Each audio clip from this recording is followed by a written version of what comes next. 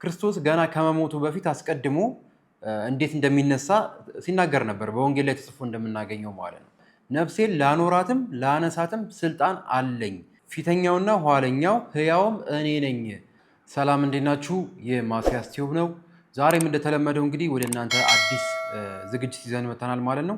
ዛሬ ወደ እናንተ ይዘን የመጣ ነው በተለያዩ ድረገጾች ላይ በተለያዩ ሶሻል ሚዲያዎች ላይ የብዙ ሰዎች ጥያቄ የሆኑትን ጥያቄዎች በብዙ ሰው አይምሮ ውስጥ ያሉ ጥያቄዎችን ለመመለስ ወደ እናንተ መጥተናል ማለት ነው። እነዚህ የምታዩቸው ለዛሬ ያቀረብናቸው 3 ጥያቄዎች ናቸው። ከተለያዩ ድረገጾች የተገኙ ጥያቄዎች ናቸው። ስለዚህ በዛሬ ፕሮግራማችን ለእነዚህ ጥያቄዎች ምላሽ የምንሰጥበት ፕሮግራም ይሆናል ማለት ነው። እስከ ቪዲዮ ፍጻሜ ድረስ አብራችሁን ቆዩ። ቪዲዮውን ካያችሁት በኋላ ለሌሎችም ሼር ማድረጋችሁን አትርሱ። የመጀመሪያውን ጥያቄ እንከፍተውና ለሱ ምላሽ እንሰጥበታለን ማለት ነው። የመጀመሪያው ጥያቄ እንዲህ ይላል። እዩት እናንተም። የመጀመሪያው ጥያቄ የኢየሱስ ክርስቶስ ትንሣኤ በምን ይለያል ነው የሚለው። ስለዚህ የመጀመሪያው ጥያቄ የኢየሱስ ክርስቶስ ትንሣኤ በምን ይለያል፣ የክርስቶስ ትንሣኤ ልዩ የሚያደርገው ነገር ምንድን ነው ነው የሚለው። የኢየሱስ ክርስቶስ ትንሣኤ በብዙ ነገር ይለያል። እንደ እኛ እንነሳለን በመጨረሻ ቀን እንነሳለን እንደምንለው ሳይሆን የኢየሱስ ክርስቶስ ትንሣኤ በብዙ ነገር ከኛ ይለያል። አንደኛው ክርስቶስ በገዛ ስልጣኑ መነሳቱ የእሱን ትንሣኤ ልዩ ያደርገዋል ማለት ነው። ክርስቶስ ገና ከመሞቱ በፊት አስቀድሞ እንዴት እንደሚነሳ ሲናገር ነበር። በወንጌል ላይ ተጽፎ እንደምናገኘው ማለት ነው። በዮሐንስ ወንጌል ምዕራፍ 2 ላይ እንዲህ ሲል ይናገራል ክርስቶስ ማለት ነው። ይህም ቤተ መቅደስ አፍርሱት በሶስተኛውም ቀን አስነሳዋለሁ ብሏቸው ነበር። እነሱ ግን ቤተ መቅደስ ሲላቸው ይሄ ከ46 ዓመት ጀምሮ የተሰራውን ቤተ መቅደስ እንዴት ነው የሚያፈርሰው ብለው ስለ ቤተ መቅደስ ነበር ሲያወሩ የነበሩት ማለት ነው። ክርስቶስ ግን ምን ሲላቸው ነበር? እርሱ ግን ስለ ሰውነቱ ቤተ መቅደስ ይል ነበር ብሎ ዮሐንስ ወንጌላዊ ይጽፋል ማለት ነው። ክርስቶስ ከተሰቀለ በሶስተኛው ቀን እንደሚነሳ አስቀድሞ ተናግሮ ነበር። በገዛ ስልጣኑ እንደሚያስነሳው ይህም ቤተ መቅደስ አፍርሱት በሶስተኛውም ቀን አስነሳዋለሁ ብሎ ተናግሯል ማለት ነው። ሌላው በዮሐንስ ወንጌል ምዕራፍ 10 ላይ የምናገኘው ነው። ክርስቶስ መልካም እረኛ እኔ ነኝ፣ መልካም እረኛ ነፍሱን ስለ በጎቹ ያኖራል ብሎ ከተናገረ በኋላ ነፍሴን ላኖራትም ላነሳትም ስልጣን አለኝ፣ ከኔ ማንም አይወስዳትም ሲል ይናገራል ማለት ነው ክርስቶስ። ስለዚህ ክርስቶስ ሞትን ድል አድርጎ የተነሳው በራሱ በገዛ ስልጣኑ ነው እንጂ ክርስቶስን አስነሳው የሚባል አካል የለም።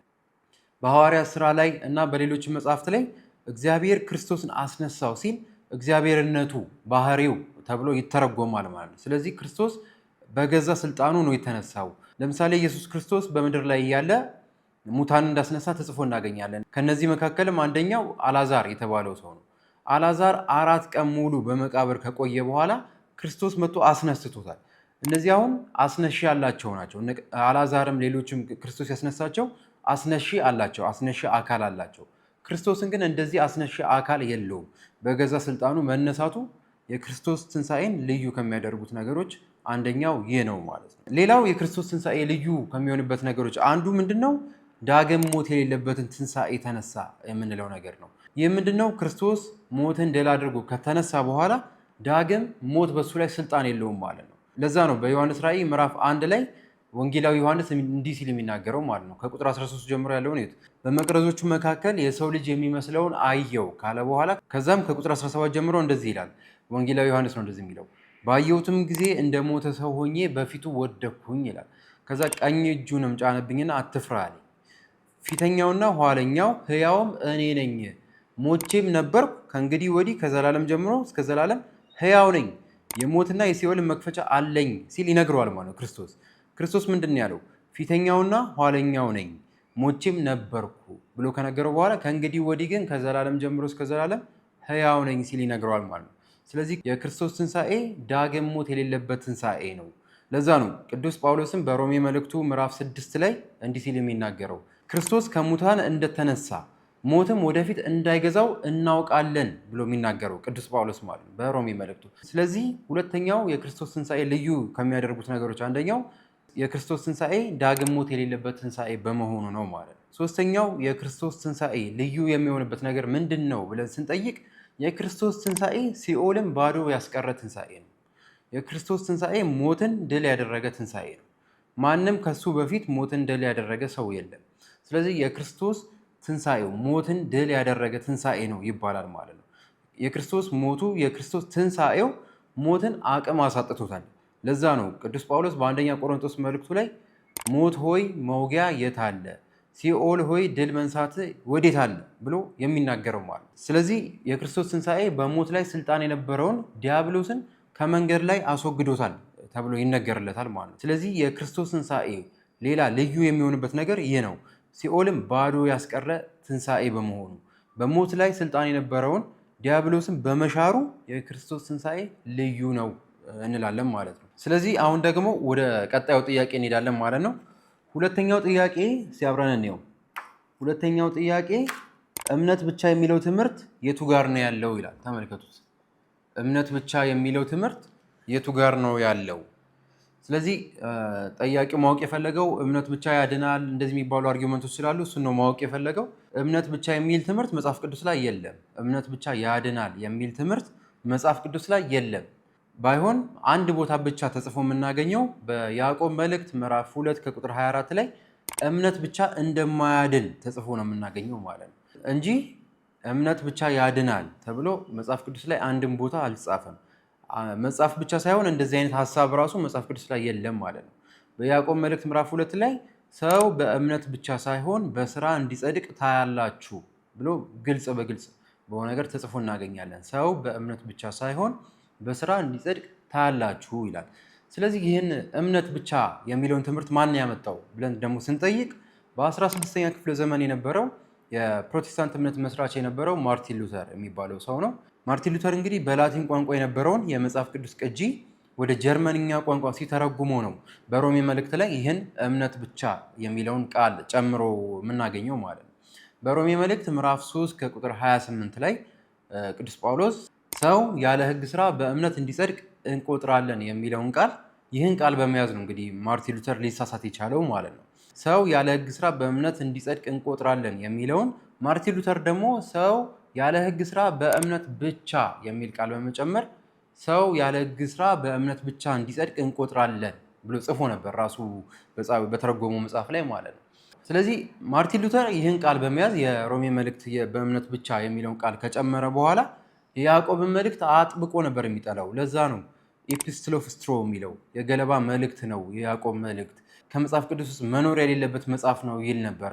ሐዋርያው ቅዱስ ጳውሎስን ለመቃወም ሲል ነው ያዕቆብ ሰው በእምነት ብቻ ሳይሆን በስራ እንዲጸድቅ ታያላችሁ ብሎ የጻፈው ብሎ ይናገር ነበር ማለት ነው።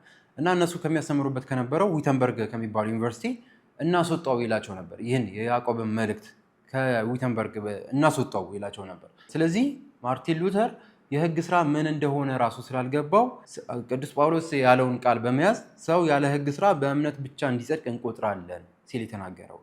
ቅዱስ ጳውሎስ ግን የሕግ ስራ የሚላቸው የብሉይ ኪዳን የመንጻት ስርዓቶች፣ ግርዛት ስርዓቶች እነዚህ የመሳሰሉትን ነው እንጂ እኛ ክርስቲያኖች የምንሰራው የእምነት ስራን እንዳልሆነ በጣም ግልጽ የሆነ ነገር ነው ማለት ነው። ማርቲን ሉተር ግን ይህ የሕግ ስራ የተባለው ምን እንደሆነ ስላልገባው ለዛ ነው በእምነት ብቻ ሰው ይድናል ብሎ ማስተማር የጀመረው ማለት ነው። ይህም በፕሮቴስታንቶች ሰርክል አሁን ሶላ ፊዴ የሚባለው ሰው በእምነቱ ብቻ ይድናል ብለው የሚቆጥሩት ትምህርት ነው ማለት ነው። ይህ ግን ምንም አይነት የመጽሐፍ ቅዱስ መሰረት የሌለው ትምህርት ነው ማለት ነው። ቅዱስ ጳውሎስ በተለያየ መልእክቱ ላይ በገላትያ መልእክቱ ላይ ሰው በሕግ ስራ አይጸድቅም የሚለው ነገር አለ። የሕግ ስራ ምን እንደሆነ አብዛኞቹ ስለማያውቁ በቃ በስራ መጽደቅ አይቻልም ብለው ነው የሚያምኑት ማለት ነው። ነገር ግን ቅዱስ ጳውሎስ የሕግ ስራ የሚለውን እንዳልኳችሁ የብሉይ ኪዳን የመንጻት ስርዓቶች፣ ግርዛት እነዚህ የመሳሰሉትን ሰንበትን መጠበቅ እነዚህ የመሳሰሉትን ነው እንጂ ክርስቲያኖች የእምነት ስራ የሚሉትን አይደለም ማለት ነው። ይህም ባለመረዳት ነው ሰው በእምነቱ ብቻ ይድናል ሊሉ የቻሉት ማለት ነው። ቅዱስ ጳውሎስ ግን ሰው በእምነቱ እንደሚድን ነው እንጂ ሰው በእምነቱ ብቻ እንደሚድን አንድ ቦታ አስተምሮ አያውቅም ማለት ነው። አንድ ሰው በእምነት ብቻ ይድናል ማለት ቁርባን አያስፈልገኝም፣ ጥምቀት አያስፈልገኝም እያለ ነው። ቅዱስ ጳውሎስ ግን እንደዚህ የሚል ሀሳብ የለውም ማለት ነው። ቅዱስ ጳውሎስ ሰው በእምነቱ እንደሚድን ይናገራል፣ በእምነቱ ብቻ እንደሚድን ግን አይናገርም ማለት ነው። መጽሐፍ ቅዱስ በጣም ግልጽ ነው በዚህ ጉዳይ። ሰው በእምነቱ እንደሚድን ይናገራል፣ ሰው በእምነቱ ብቻ እንደሚድን ግን አይናገርም። ሰው አምኖ ያ ማመኑ ወደ መጠመቅ ያመጣዋል፣ ያ መጠመቁ ደግሞ ወደ ክርስቶስ ቅዱስ ሥጋውና ክቡር ደሙ ያመጣዋል ማለት ነው። ሰው አምኖ ይጠመቃል፣ አምኖም የክርስቶስ ቅዱስ ሥጋውን ክቡር ደሙን ይወስዳል። ይህ የዘላለም ሕይወት ያሰጠዋል። ነገር ግን ከዚህ ውስጥ አንዱን ብቻ ነጥሎ ማመኔ ብቻ ይበቃኛል፣ ቁርባንም አይጠቅመኝም፣ ጥምቀትም አይጠቅመኝም የሚለው እሱ ነው ምንም የማይጠቅመው ምንም የዘላለም ሕይወት የማያሰጠው ማለት ነው። ስለዚህ ቅዱስ ጳውሎስ በቆሮንቶስ መልእክቱ ላይ በአንደኛ ቆሮንቶስ ምዕራፍ 13 ላይ ተራሮችን እስካፈልስ ድረስ እምነት ቢኖረኝ ፍቅር ግን ከሌለኝ ከንቱ ነኝ ይላል። ክርስቶስ ምንድን ነው ያለው? በማቴዎስ ወንጌል ምዕራፍ 17 ላይ እውነት እውነት እላችኋለሁ የሰናፍጭ ቅንጣት ያክል እምነት ቢኖራችሁ ይህን ተራራ ተነቅለ ከዚህ ወደዚያ ሂድ ብትሉት ይሆንላችኋል ነበር ያለው። ቅዱስ ጳውሎስ ይህንኑ እምነት ነው የሚያወራው። ተራሮችን እስካፈልስ ድረስ እምነት እንኳን ቢኖረኝ ፍቅር ግን ከሌለኝ ከንቱ ነኝ ብሎ ይናገራል ማለት ነው። ቅዱስ ጳውሎስ በሌሎቹ መልእክቶቹ ላይ በተለይ ስለ ጥምቀት የሚያወራው ነገር አለ። ስለ ቅዱስ ቁርባን የሚያወራው ነገር አለ። ሰው ካልተጠመቀ፣ ሰው የክርስቶስ ቅዱስ ስጋውን ክቡር ደሙን ካልወሰደ መዳን እንደማይችል ይናገራል ማለት ነው። ስለዚህ እምነት ብቻ ያድናል የሚለው ትምህርት መጽሐፍ ቅዱስ ላይ አይገኝም። ማርቲን ሉተር ጋር ግን ይገኛል ማለት ነው። የፕሮቴስታንት እምነት መስራች የሆነው ማርቲን ሉተር እሱ ያመጣው ትምህርት ነው እንጂ እንዲህ የሚል ትምህርት መጽሐፍ ቅዱስ ላይ የለም። ይህ የሁለተኛው ጥያቄ ምላሻችን እንግዲህ ይህን ይመስላል ማለት ነው። ሶስተኛውንና የመጨረሻውን ጥያቄ እንመለከታለን። ሶስተኛው ጥያቄ እንዲህ ይላል፣ ድንግል ማርያምን ለመረዳት ቁልፉ ምንድን ነው ይላል። ሶስተኛው ጥያቄ ድንግል ማርያምን ለመረዳት ቁልፉ ምንድን ነው ነው የሚለው ጥያቄያችን። በእውነት ጥሩ ጥያቄ ነው ያነሳው። ስለዚህ ስለ ማርያም ስናወራ፣ ስለ ድንግል ማርያም ስናወራ መነሳት ያለብን ከእሷ ሳይሆን ከልጇ ነው። ልጇ ማን ነው የሚለውን ካወቅን ድንግል ማርያም ማን እንደሆነች ይገባናል ማለት ነው። ልጇ የዓለም ፈጣሪ ነው ካልን እመቤታችን ቅድስት ድንግል ማርያም ደግሞ ይህን የዓለም ፈጣሪ በስጋ የወለደች ነች ብለን እንመልሳለን ማለት ነው። ልጇ በእግዚአብሔር እቅፍ የነበረ ነው ብለን ምናምን ከሆነ ድንግል ማርያም ይህን በእግዚአብሔር እቅፍ የነበረውን እሷም በእቅፏ ይዘዋለች ብለን እንገረማለን ማለት ነው። ክርስቶስ የዓለማት ፈጣሪ ነው ብለናል። ክርስቶስ የዓለም ብርሃን ነው። ስለዚህ እመቤታችንም ይህን የዓለም ብርሃን የወለደችው ለዛ ነው እመብርሃን የምንላት ማለት ነው፣ የብርሃን እናት የምትባለው። ክርስቶስ የዓለም መድኃኒት ነው። እመቤታችንም ይህን የዓለም መድኃኒት በስጋ የወለደች ነች። ስለዚህ የመድኃኒት እናት ነች ብለን እናምናለን ማለት ነው። ክርስቶስ አምላክ ነው ካለን ቅድስት ድንግል ማርያምም የአምላክ እናት ነች፣ ወላዲተ አምላክ ነች። በግሪኩ እንዲሁም ቴዎቶኮስ የሚባል ቃል አለ። ይህ ምንድን ነው? እግዚአብሔርን የወለደች ወላዲተ አምላክ ማለት ነው በአማርኛው ሲተረጎም ማለት ነው። ስለዚህ እመቤታችን ቅድስት ድንግል ማርያም አምላክን የወለደች ነች። ለዛ ነው በጣም ትልቅ ቦታ የምንሰጣት ማለት ነው። ክርስቶስ የዓለምን ኃጢአት የሚያስተሰርይ የእግዚአብሔር በግ ነው ተብሎ ተጽፏል በመጽሐፍ ቅዱስ ላይ ማለት ነው። ይህን የዓለም ኃጢአት የሚያስተሰርይ የእግዚአብሔር በግ የተባለውን ድንግል ማርያም ወልዳዋለች፣ አቅፈዋለች፣ በጀርባዋ ተሸክመዋለች ብለን እንገረማለን ማለት ነው። እግዚአብሔር እንግዲህ የማይታይ ነው፣ የማይዳሰስ ነው፣ እጅግ በጣም ረቂቅ ነው። እመቤታችን ቅድስት ድንግል ማርያም ከወለደችው በኋላ ያ የማይታይ የነበረው የሚታይ ሆኗል፣ የማይዳሰስ የነበረው የሚዳሰስ ሆኗል ማለት ነው። ስለዚህ የማይታይ የነበረው የሚታይ የሆነባት፣ የማይዳሰስ የነበረው የሚዳሰስ የሆነባት ከእርሷ በነሳው ስጋ ስለሆነ ይህን ሁሌ እያሰብን እንገረማለን ማለት ነው።